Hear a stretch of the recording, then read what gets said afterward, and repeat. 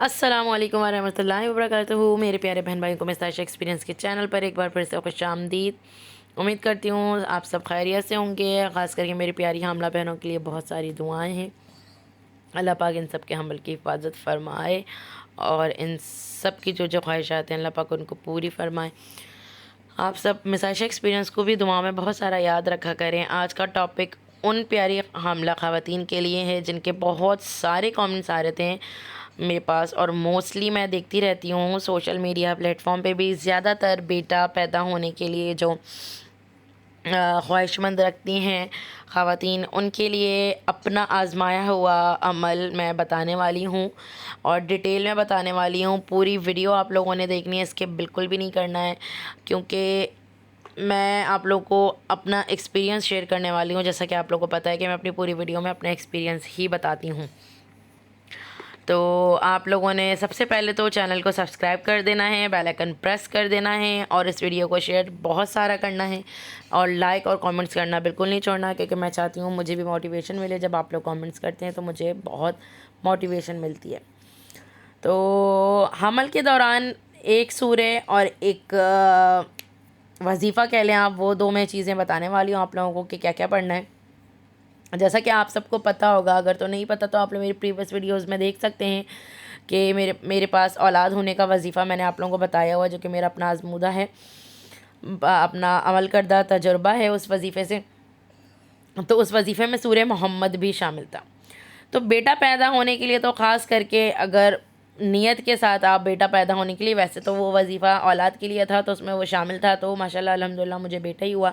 और मैंने जिनको भी वो वजीफ़ा बताया तो उसको भी माशाल्लाह बेटा ही हुआ।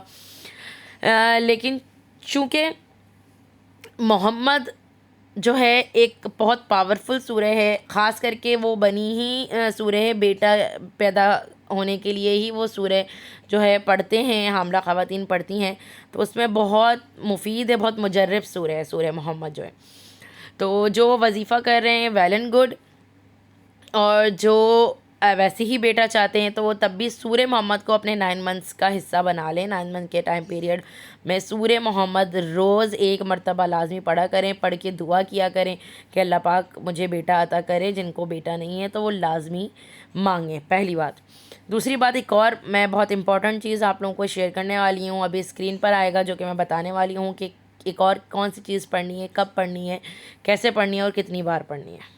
ये आप लोगों के सामने आ रहा होगा औलाद नरीना के लिए। वैसे जब मैं ये चाह रही थी औलाद होना, जैसे मैंने औलाद का वजीफ़ा किया था, तो उस वक्त तो मुझे कोई मतलब ऐसी ख्वाहिशमंद नहीं थी मैं कि बेटा हो या बेटी, क्योंकि पहली औलाद थी। तो मैं मुझे ऐसा कुछ भी नहीं था कि बेटा ही होना चाहिए, ऐसा नहीं था।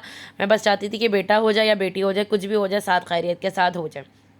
लेकिन चूँकि मुझे मेरे वजीफ़े में ही शामिल था, जो मैं वजीफ़ा कर रही थी सूरह मोहम्मद, और उसके साथ साथ मैं ये पढ़ रही थी, तो उस वक्त मुझे नरीना का नहीं पता था कि नरीना से जो है वो लड़का ही होता है। तो लेकिन उस वक्त मुझे ये भी मेरे पास था, तो मैं ये भी पढ़ रही थी। तो जैसे कि मेरा एक्सपीरियंस है कि सूरह मोहम्मद और ये पढ़ने की वजह से मुझे भी बेटा हुआ है, और मैंने जिनको बताया उनको भी बेटा हुआ है। तो सूरह मोहम्मद तो वैसे ही आप पढ़ें जिनको बेटा चाहिए, और उसके साथ साथ रोज़ ये लाजमी पढ़ें जिनको बेटा चाहिए है। तो या बर्रू या बदियू, हर नमाज के बाद 111 मरतबा, मतलब 111 टाइम्स अव्वल आखिर 3 बार दरूद शरीफ पढ़ना है, और बीच में 111 मरतबा या बर्रू या बदियू हर नमाज के बाद। बिल्कुल आप ये अपने रूटीन का हिस्सा बना लें।